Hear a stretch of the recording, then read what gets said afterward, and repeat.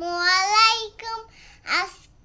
আমি আপনারা কেমন আছেন? আমি তো ভালো আছি। আজকে আমি সুন্দর একটি ছড়া বলবো। দুটো দাও, ইংরেজি দুটো, বাংলা দুটো। আজকে খুব ঠান্ডা, তাই জন্য সোয়েটার পরেছি। চলো বলা যাক।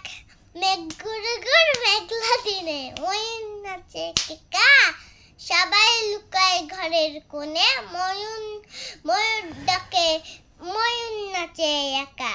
তারপর আছে ইংরেজি ছড়া।